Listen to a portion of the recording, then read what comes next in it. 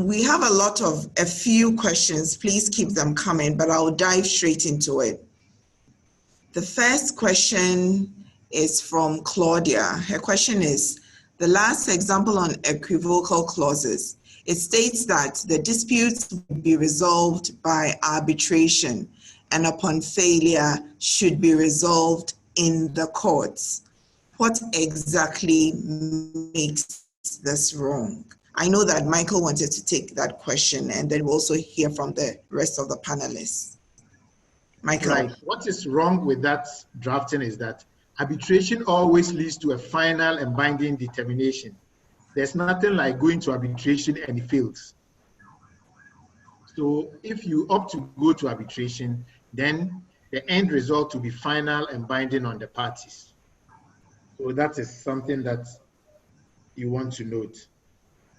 Yes, I mean, Claudia, when you think about pathology, it's something that makes it difficult to enforce. Now, in the example that you gave, as Michael said, an arbitration is binding. It's not subject to an appeal. The only thing that the court can do is to set aside the arbitration because there's something fundamentally wrong with the arbitration. Therefore, if you juxtapose arbitration with court, then it's not we are not entirely sure whether it's actually arbitration you want to do or it's a court proceeding that you want, because you can't have both at the same time, and that's why that is a pathology.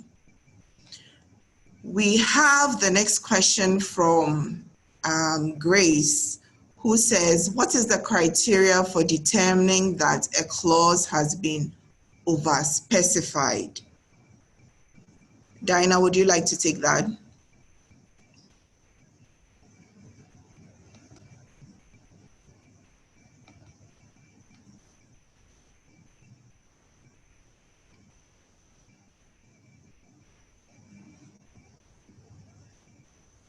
Yes, and again, sorry, I come back to my caveat. Yeah. It depends on the subject matter. Sorry, Diana, can you start again, please? I think you were on mute for some time. Right, sure. So in response to the question, what is the criteria for determining that a clause has been overspecified? I come back to my caveat that it depends on the subject matter of the agreement. For instance, if it is an arbitration that you foresee that you may need for an expert, and that expert you need to consider timelines in terms of procuring such an expert. Let's say it's a construction agreement, and you're asking that the hearing should take place within 3 days. And perhaps the experts that are available will take them about a week, looking at their tight schedule, etc., to get them to testify during the arbitration proceedings. You really want to put yourself in that tight timeline that hearing should take place within 3 days, because some of the logistics that you need may call for, giving some flexibility in terms of timeline. So as much as possible, determining what is overspecified, again, ask yourself that what is a reasonable time period you want to attach to this arbitration proceedings. If not, again, I would prefer, especially if I choose an arbitral institution, to leave the timelines in the hands of the arbitral institution. Like I said, most arbitral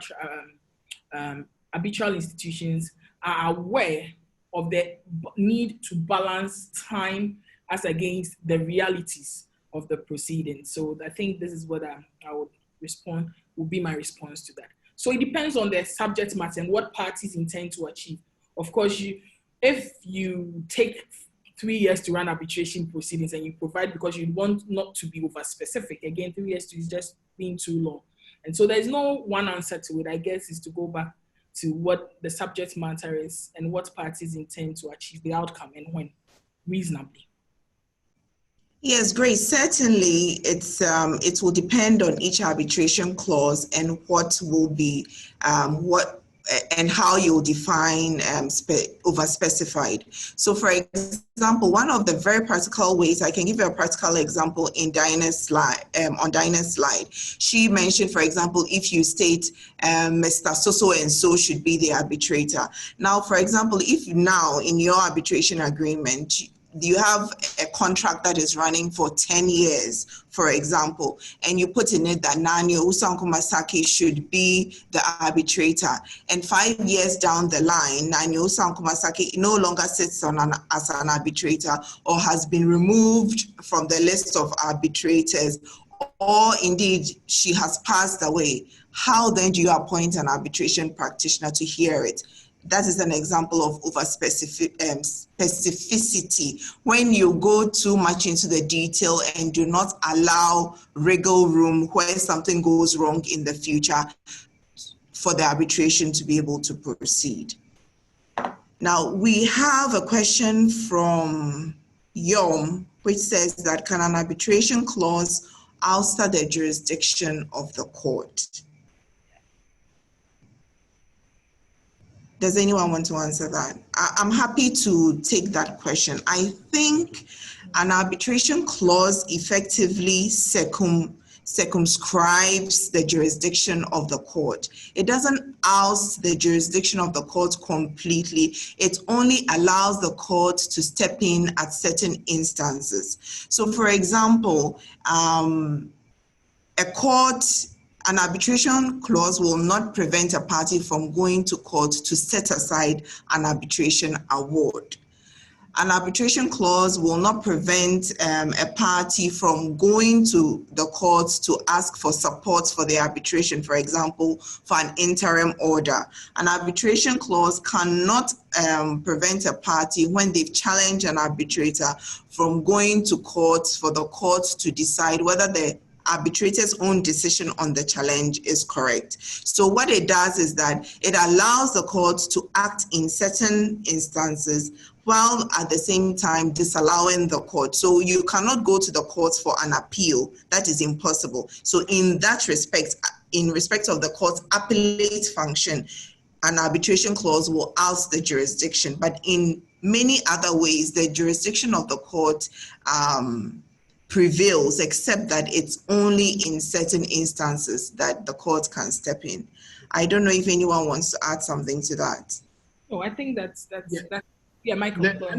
Let me add that what it does is to oust the jurisdiction of the court as far as a determination on the merits of the issues submitted to arbitration is concerned.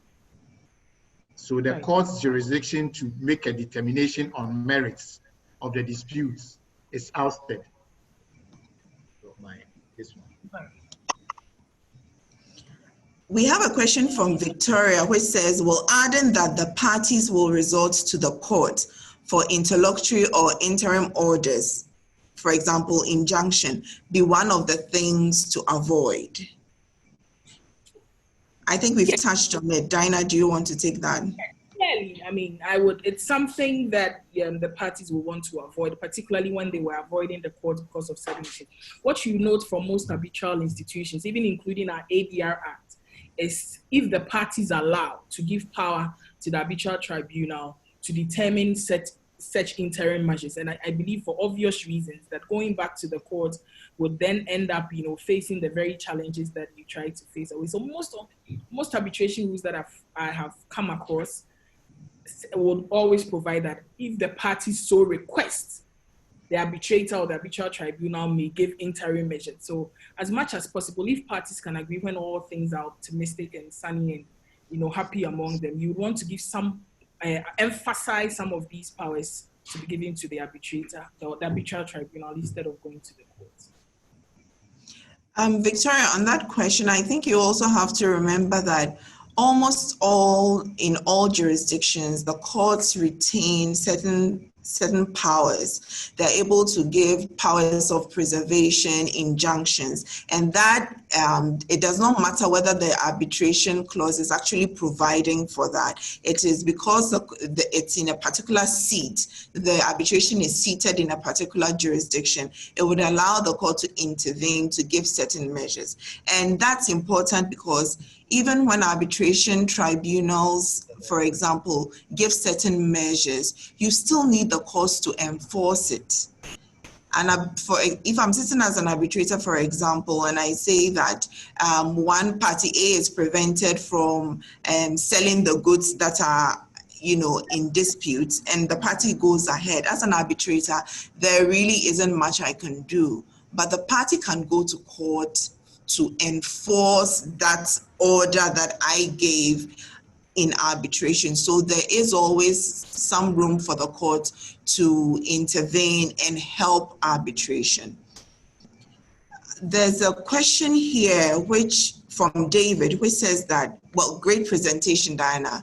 When the court steps in to interpret any of the deadly sins committed by a drafter, are the parties asked what their intentions were when drafting the clause, or the court imposes its own interpretation on them?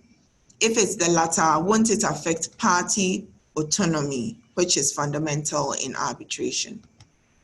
Right. So my answer to that is that is why we want to avoid the pathological clauses, because depending on the applicable law of the arbitration, in some instances, the court may even impose. In fact, I had an opportunity just before this session to look at the provision with Michael, where if parties are supposed to appoint arbitrators and one party, let's say party A has nominated an arbitrator, party B is failing to nominate, the law allows the one who has nominated an arbitrator to then treat that nominated arbitrator as a sole arbitrator for the purpose of arbitration. And then you would say that that beats party autonomy. So what I'm saying is that, yes, if an arbitration clause has failed to the extent that it is found to be pathological, usually the court will not say that they are taking over to resolve the matter. Usually courts will interpret such a pathological clause to as much as possible uphold the arbitration process, so that it will say that even though other terms were not clearly specified or spelled out, I believe that the parties intended to go to arbitration, and that is my decision. It will not say because it has failed, we are coming back to court now to resolve the matter. And it will not also ask what was the intention of the party. But clearly, where one party clearly doesn't want to go to arbitration, his intention will be that I intended to come to court, especially where the clause is equivocal. I intended coming to the court. The other side will also definitely say, I intended going to arbitration. The question is, how will the intention of the parties then help to resolve that particular matter? So to some extent, sometimes where especially there's laxity on one party who is trying so much to frustrate the arbitration proceedings, the court may, with a view to facilitating the arbitration process, may make certain orders that may appear to be imposing certain things on the parties, but that is with the general overview to save the arbitration proceedings and have it in a manner which is cost effective and saves time as well. So you can't totally say the courts do not get involved. Like we rightly said, even the ADR Act of Ghana and other jurisdictional laws on arbitration give power to the court to protect the arbitration proceedings and facilitate it. And so when one party is being lax or frustrating the process, you may find that invariably that the court may make certain orders to support the proceedings, which in a way may be looked up by that party, defaulting party, that, well, it's not mine. I didn't exercise my party autonomy. Okay, exactly what Diana said. Just to add to it, David, once parties draft something, whatever has been drafted takes a life form of its own. What has been the interpretation of the contract or the clause is what the parties have actually put down. So it's not so much as the courts listening to what the parties intended, because clearly there wouldn't be a dispute if both parties agreed on what their intention was. The fear with that, and that's why it needs to be avoided, is that when you go to court, most certainly it is what the court believes to be the proper interpretation, looking at what the parties have put down on paper, that is going to be foisted on the parties. So please, let's try and avoid that. We have a question from an anonymous participant, which says that in an international commercial agreement where parties cannot agree on an international arbitration forum, example ICSID, and then so also because the Ghanaian party may not be able to afford it, can the parties use the Ghana ADR Hub as the seat, but make the ICSID rules on arbitration applicable?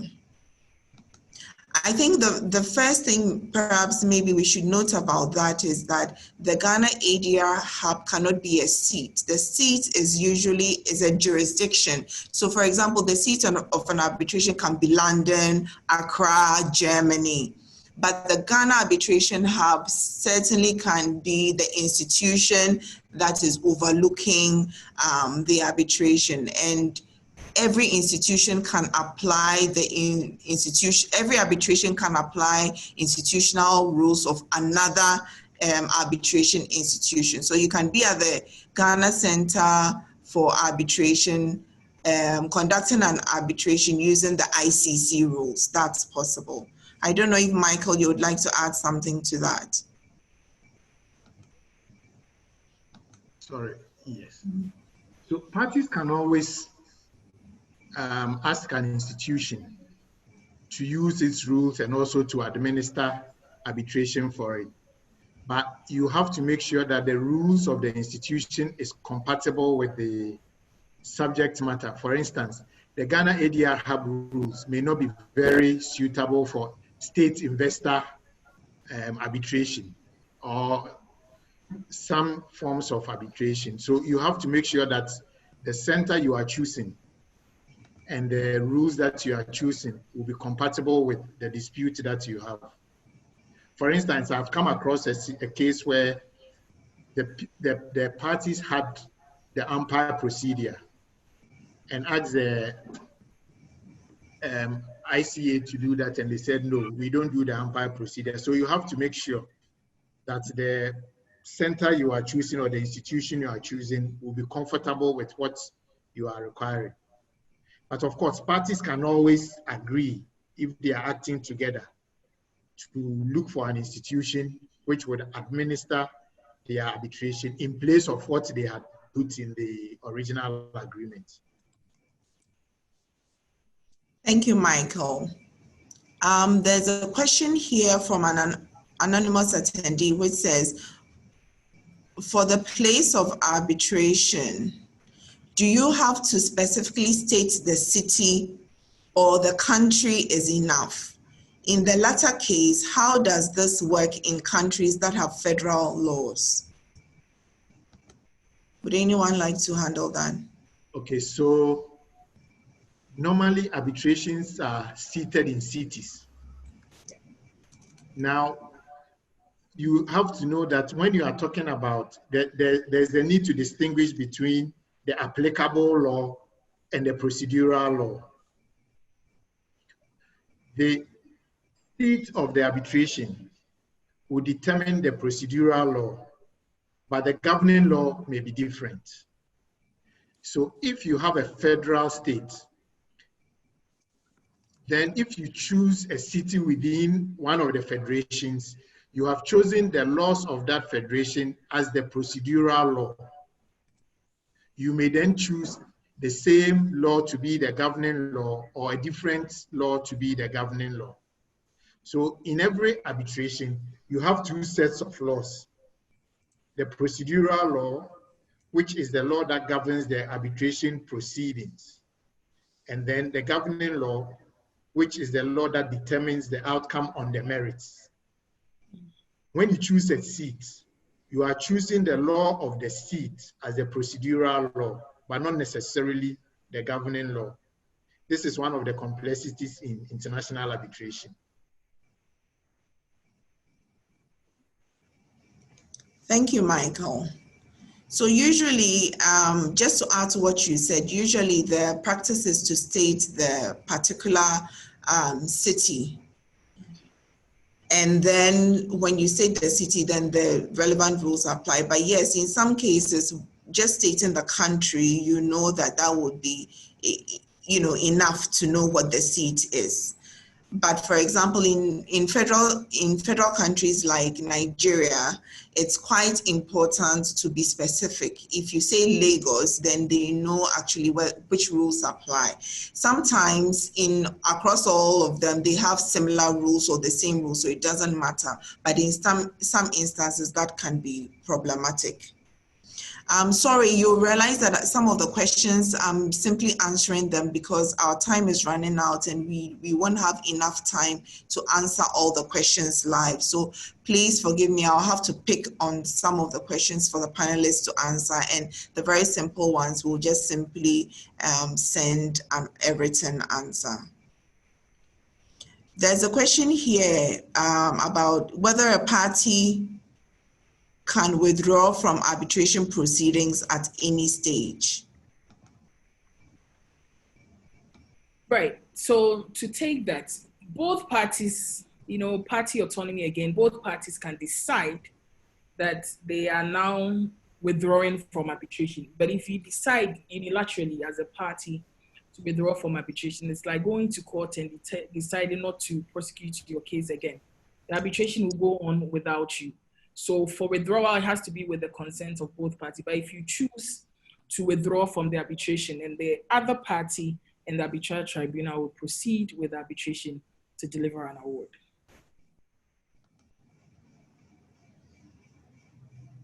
Thank you.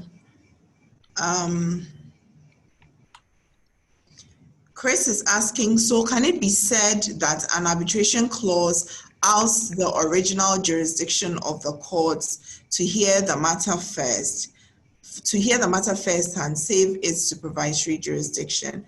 I think Michael has answered that it outs the jurisdiction in relation to hearing the merits of the particular matter, but then other things in relation to, yes, the supervisory jurisdiction in some circumstances are saved. Clemens is asking,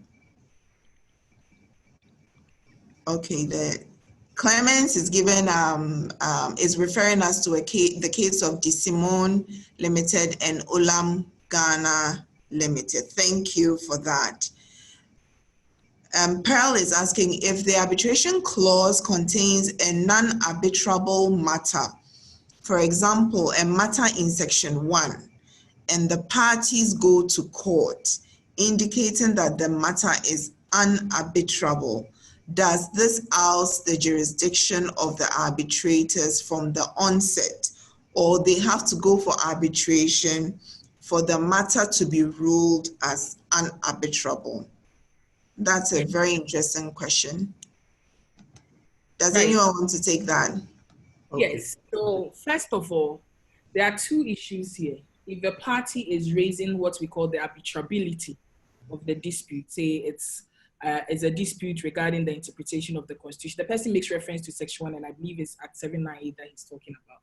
Now, by the same Act 798, if you look at Section 24, and then you interpret it together with, for instance, Section 3 of Act 798, the Ghana ADR Act has upheld what we call the competence doctrine in arbitration. Now, it talks about issues of validity, jurisdiction raised in an arbitration proceedings to be dealt with first by the arbitral tribunal. So it is not within the jurisdiction of court as a matter of first choice for parties to raise issues of jurisdiction to the court.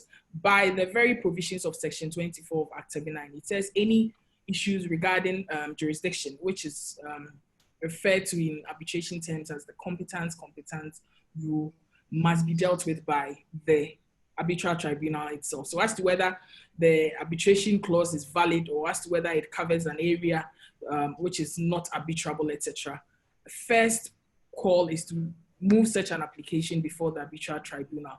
And if you are dissatisfied with the decision of the arbitral tribunal, then Section 26 Act says that you can then appeal the decision on jurisdiction to the court. So I guess it doesn't necessarily mean that when the arbitral tribunal decides the question of jurisdiction, they are necessarily going to say, yes, we have jurisdiction.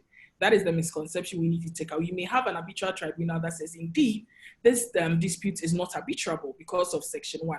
But then the first point of call in determining whether the dispute is arbitrable, there's issues of jurisdiction must be with the arbitral tribunal. So if the arbitral tribunal decides that this matter is not arbitrable and therefore we do not have jurisdiction to do with it, then clearly the arbitral tribunal has been ousted from jurisdiction, from exercising jurisdiction. Yes, precisely. Once you have an arbitration clause, the first port of call is to go to the arbitrator. They have power to decide on their own jurisdiction. If they decide that they can hear it, in this case, they say it's arbitrable, you have a time period to challenge it at the courts. The next question is from Adam. He says, please, with regards to arbitration awards, which the panelists have stated is final, can procedural errors in an arbitration frustrate the arbitration award? Okay, so Michael. One of the grounds for setting aside an arbitral award is the fact that the arbitrator did not follow the agreed procedure or the procedure agreed upon by the parties. However, you remember I also said that arbitral jurisdiction is waivable. Now, one of the grounds which is deemed to be waivable is this issue of wrong procedure. So the courts consistently have said all over, and it's even in our ADR Act, that if you are aware that the procedure is wrong and you continue to participate in the arbitration whilst the wrong procedure is going on and you become complicit in the wrong procedure, then you are deemed to have waived the right to complain about that procedure. Unfortunately, our time is really running out. Let me try and take a few more questions. Kwame is asking, please educate on the procedure for enforcing awards through the court system. Well, if you have an arbitration award, you will have to apply to the court for leave to enforce it as a judgment of the court. When leave is granted, the award is enforced as a normal judgment of a court would be. At the stage of the application, the other side may oppose the application, and so you'll have to make arguments. So really, you start with an application for leave for enforcement with a supporting affidavit attaching the arbitration agreement, the arbitration award, and then when leave is granted, you continue enforcement just the way you would have enforced it if it was a judgment of the court. There's a question here, Michael. Please, can you elaborate on the lex arbitrary and governing law as well as procedural rules? That's a lot in one question. Okay, Michael, can you share a few words on that? I don't think we'll be able to really deal with that substantially here. Okay, so think about the civil procedural rules. That is our procedural rules. And when you are using the civil procedural rules, on the merits, you may be, say, applying the Contract Act. Now, when you choose a seat, that seat denotes the procedural rules, like the civil procedural rules. Now, the thing is this, because arbitration will definitely end up in the courts for enforcement if the parties do not agree, you would find that the reason why you will call to arbitration is that there is a law which says that in this country, we recognize arbitration agreements as binding, and we will enforce arbitration agreements. And then we will also enforce the awards that come at the end of, the arbitration proceedings. So when you choose a seat, you are choosing that law which has given that recognition to arbitration agreements and arbitration awards. You are choosing that you will follow that procedure, so that when you go into that court will say you have followed our laws and we will enforce it. It's just for the procedure. Then the parties must also choose a governing law or substantive law, which is the law that will be applicable to the merits. So just as you use the civil procedure rules, but maybe you are using the Contract Act or the Sale of Goods Act, you, the parties, will have to choose, the laws of a country or a federal state to be applicable to the merits of your dispute. One of the things we are going to do, we are planning a follow-up sequel to this training. And one of the things we are going to do is to define all the major concepts of arbitration. So separability, competence, lex arbitri, and all those things. So maybe you may want to join that seminar as well.